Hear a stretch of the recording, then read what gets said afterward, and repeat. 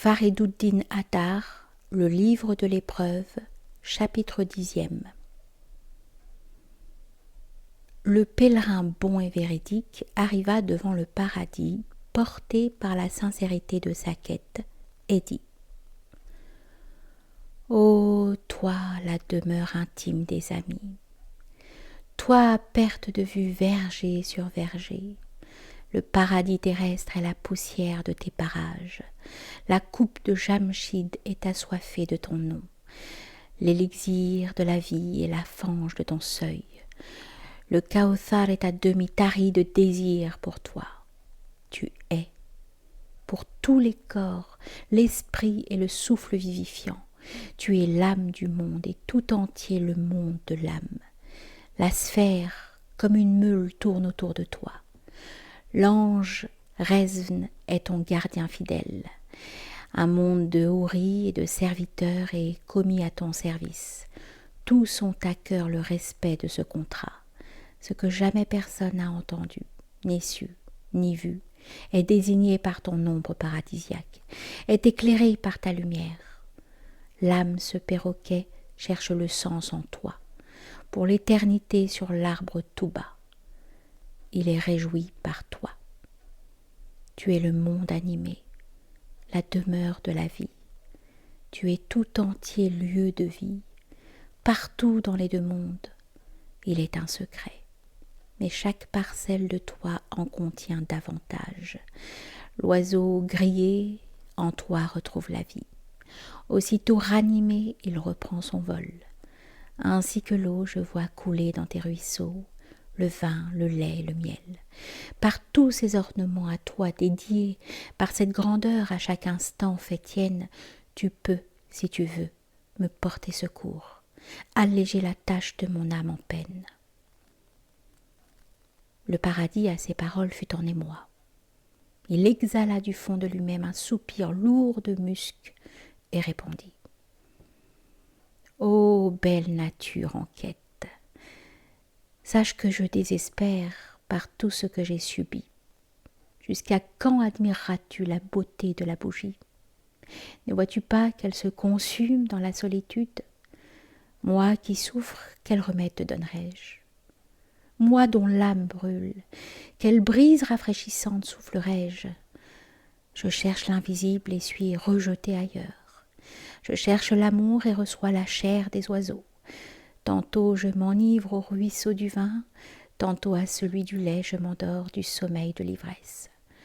À l'enfant pour l'endormir on donne du lait, au buveur pour le contenir on mesure le vin. Ceux qui parviennent à moi, la plupart sont des sots. Les mystiques m'évitent. Il faudrait tendre une chaîne pour retenir dans mes parages un seul homme de cœur. Je ne suis en somme que le séjour de la paix. Quand un Salman arrive à moi, je suis comblé. Celui qui devant moi s'incline, dès la première bouchée se ronge le cœur. Aux prétentieux, on verse d'abord le vin trouble afin qu'il apprenne la modestie. Celui qui me dérobe un grain de blé 3 siècles durant subit le dard du scorpion. Pèlerin, qu'attends-tu de moi ? Retire-toi. Je ne sais ce que tu dis. Va-t'en d'ici. Le pèlerin se présenta devant le sage à la pure renommée et lui exposa tout entier son état. Le sage lui dit : Le paradis resplendissant est l'arène de l'appel, le lieu du combat. Sur lui brille le soleil éternel, épiphanie de sa beauté sainte. Celui qui au paradis trouve accès voit un éclat de cette épiphanie. Le cheikh Bayazid un jour s'impatienta et dit : Quand le Seigneur glorieux me demandera compte de mes 70 années d'âge, moi je lui demanderai de compter par 10 000. Car chaque année compte pour 10 000 depuis l'instant où l'unique demanda : Ne suis-je pas votre Seigneur ? Il mit tout en effervescence par cette question, et au oui qu'il reçut n'envoya que calamité. Tous les fléaux du ciel et de la terre sont aux amis les signes de cet acquiescement. Comme le cheikh achevait ces paroles, une voix lui répondit : Au jour des comptes, je te diviserai les 7 membres en parcelles menues comme poussière. Puis à chaque parcelle, je me rendrai manifeste. À chacune, j'accorderai audience, et je compterai les années par unité de 10 000, et te dirai, voilà ce qui te revient. À chaque instant, agis en comptant ainsi. Quiconque ici-bas reçoit un rayon de ce soleil-là trouvera ici tout ce qui lui a été promis là-bas. Un amant passionné se mourait. Son cœur, ô merveille, à mesure se vivifiait. Aussi, telle la rose, avait-il le sourire aux lèvres. Quelqu'un lui demanda « Pourquoi ces rires à l'heure des larmes ?» Il répondit « De l'objet de mon amour je suis épris. Je ris à tout instant car je suis l'aurore vraie. Au matin il est bon de rire. Le matin porte en lui le soleil. J'ai le soleil en moi. Comme le ciel, je ne l'ai pas déposé sur un plateau. À celui qui porte le soleil dans le cœur, il est facile de rire, tel le matin. Moi, pour qui le jour se lève, pour qui la nuit s'achève, voici venir l'ami, voici exaucer ma supplique. Il convient donc que je me réjouisse et ris. Quand le soleil de sa magnificence se manifeste, les 8 paradis pulvérisés s'effacent. Sans raison, tu regardes devant et derrière. De tous côtés, tu vois l'un et rien d'autre. Partout, tu le vois, car toujours tout est lui. Il n'est dans les 2 mondes que l'ami. Quand d'amour pour Joseph Zuleika fut impatiente, elle amena au grand jour sa passion secrète. Pour Zuleika, l'univers était noir depuis que Joseph sur elle ne jetait pas un regard. Or, Joseph pas un instant ne la regardait. Zuleika, de cette indifférence, se lamentait. À chaque fois qu'elle se retirait de sa présence, c'était pour se parer d'une façon nouvelle. Elle revenait ainsi, mais Joseph ne la voyait point. Finalement, réduite au désespoir, la malheureuse élabora un stratagème. Elle ordonna d'édifier une chambre sur chaque côté de laquelle elle fit peindre son visage. Les 4 murs ainsi que le plafond offraient le visage de Zuleika. À la dimension de cette chambre, elle fit tisser un tapis. Son visage encore était l'unique dessin. Puisque Joseph, disait-elle, ne voit pas la qibla du visage de l'aimé, à quoi bon ceci ? Mais depuis que mon visage est consacré à l'aimé, toute l'eau du Nil n'est que la rosée de ma passion. Moi, si cher à mes propres yeux, je me parerais de khol contre le mauvais œil. J'introduirais Joseph le pur dans cette chambre aux 6 côtés à mon image, afin que de mon visage, comme moi, il devienne éperdu. Une fois cette ruse accomplie, cette idole ravissante fit pénétrer Joseph dans la chambre. Or donc Joseph, de quelque côté que tomba son regard, vit le visage de cette amante passionnée. Des 6 côtés était tracé ce visage. Ô prodige, un seul visage de 6 côtés. Le Joseph de ton âme pure est à l'intérieur de ton corps de poussière. De quelque côté qu'il regarde, il ne voit partout que sa face. Il voit en chaque atome la lumière divine, en chaque parcelle les mystères divins. Aussi qu'il se tourne vers le poisson ou la lune, là est la lumière de la face de Dieu.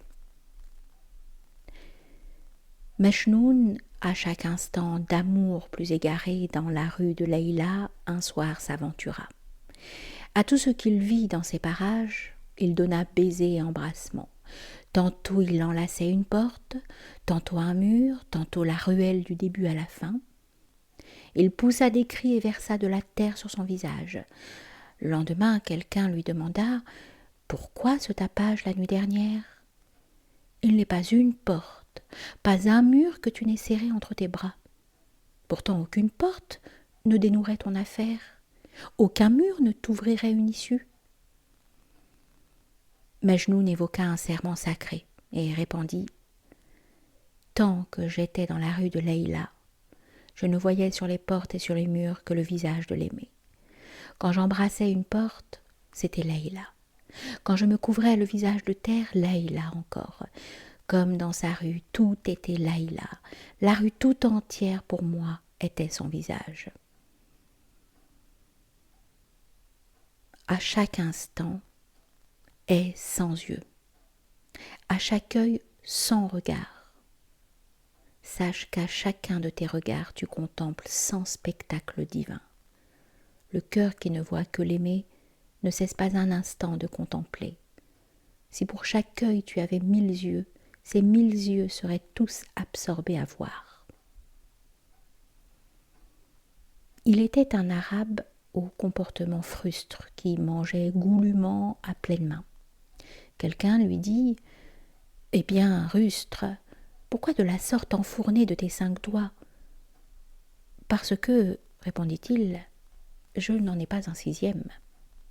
Au lieu de 5, s'il en était 6, de 6 je me servirais. »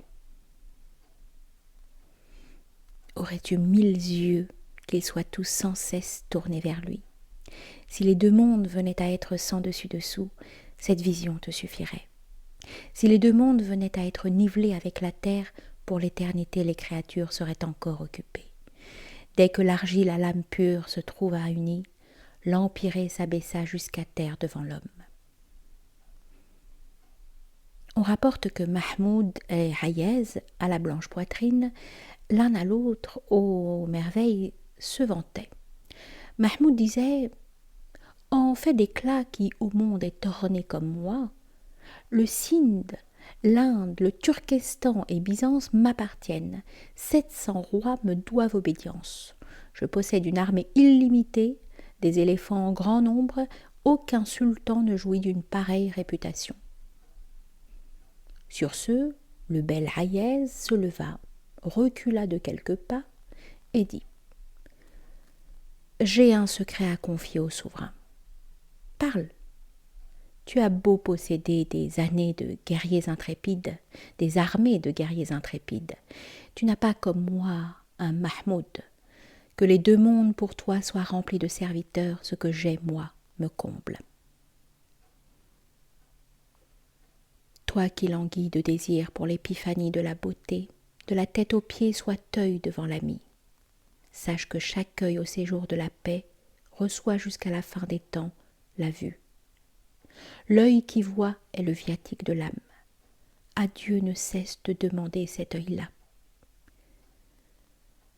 Il était un maître, un guide véritable. Un jour, il demanda à Dieu de lui envoyer un convive.